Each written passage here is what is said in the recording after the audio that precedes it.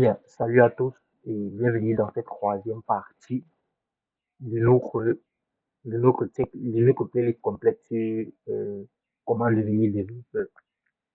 Donc, dans cette troisième partie, on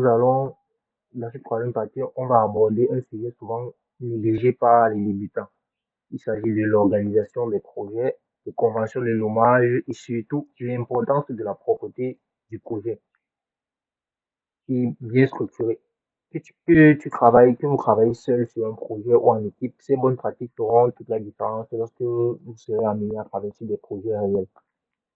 Ok, sans plus tarder, on va directement commencer par la première partie. Ce qu'il est important de comprendre, c'est que euh, avant toute chose, je vous recommande vivement d'utiliser l'éditeur de code Sublime Text lorsque vous débutez en fait. C'est un peu plus facile de pouvoir l'utiliser et de pouvoir appréhender certaines missions. C'est un logiciel, un éditeur de texte assez minimaliste avant d'aborder des éditeurs de texte comme VS Code. Il est important de pouvoir maîtriser et d'utiliser des outils simples avant d'aller dans les outils complexes. Donc, on va commencer par la première partie qui s'agit de l'organisation du projet.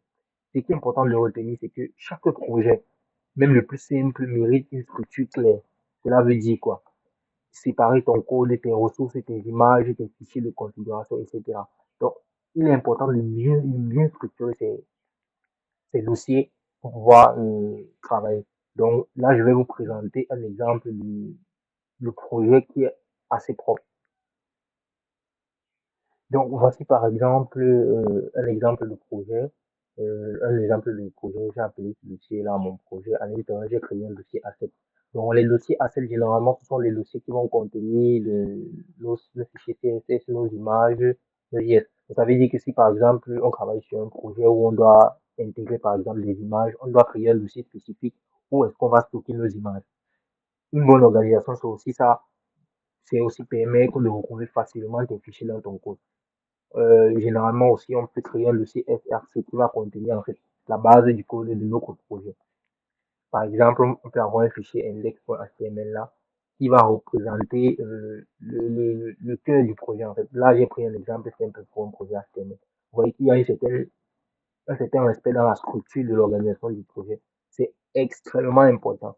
Il faut bien noter que plus ton projet évolue, plus une bonne structure devient essentielle. Si on travaille sur un projet qui est assez gros, et assez lourd, on peut vite se retrouver à avoir des problèmes. Et une partie que beaucoup de développeurs, même les pros, oublient souvent, c'est toujours de donner certaines descriptions à ton projet. Donc, si par exemple tu commences un nouveau projet, il faut toujours avoir un fichier qu'on va appeler description ou README. Généralement, ce dossier c'est appelé README qui va donner la description du projet et comment est-ce qu'il faut. Donc, maintenant, nous allons aborder la deuxième partie de cette vidéo. On va parler de convention de nommage. Oui, c'est important de bien nommer ses fichiers ou ses variables dans son projet. Les noms de fichiers, de dossiers, de variables, de fonctions, tout doit être cohérent et lisible. C'est vraiment important de maîtriser cette partie. Il ne faut pas vraiment que tu te mets à créer, par exemple, un dossier avec avec des noms bizarres. Donc, généralement, il existe plusieurs conventions, dont les plus connues sont celles-ci. On a la convention qu'on appelle Snake. C'est par exemple la façon dont j'ai nommé le dossier de mon projet aussi. Donc, que par exemple, dans la convention Snake, on peut appeler, c'est généralement utilisé dans le langage Python, on peut par exemple créer des variables ou appeler des dossiers de cette façon. Si, par exemple, écrire mon site, c'est ça qu'on va appeler la convention Snake. Là, on va utiliser un tireur de 8 pour séparer les mots dans les noms des fichiers, des dossiers ou des variables. Également aussi, il y a ce qu'on va appeler la camel case.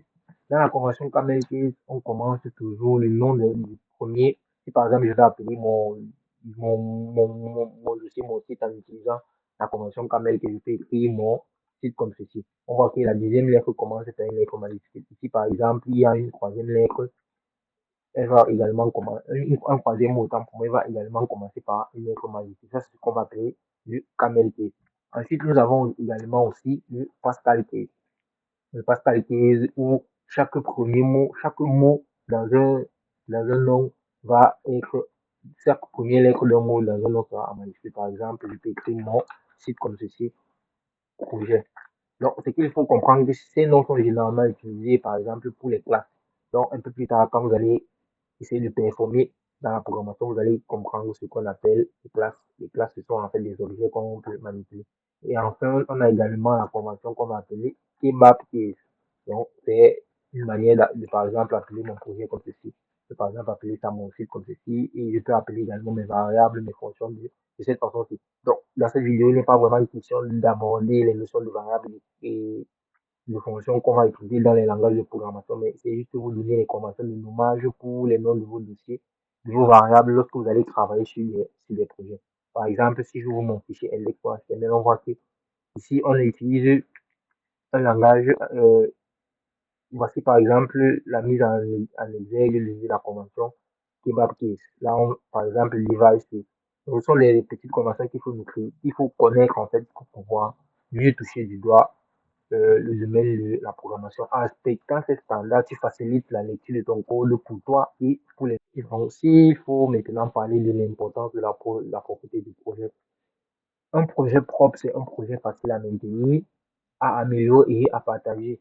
Donc, voici quelques bonnes pratiques qu'on a données tout au long de cette vidéo pour donner l'importance de la propriété du projet. Par exemple, toujours créer un fichier d'instruction dans ton dossier où tu vas décrire en fait c'était ton projet fait. Donc, ici, par exemple, dans mon dossier, mon site, toujours séparer les assets. Les assets, généralement, ce sont des fichiers images, ce sont des fichiers CSS, ce sont des fichiers JS. Donc, ce sont des petits fichiers ou des petits bouts de code qu'on va juste ajouter à nos projets, mais qui ne font pas, qui font partie du projet, mais qui n'ont pas un impact global dessus. C'est ça qu'on va appeler les assets.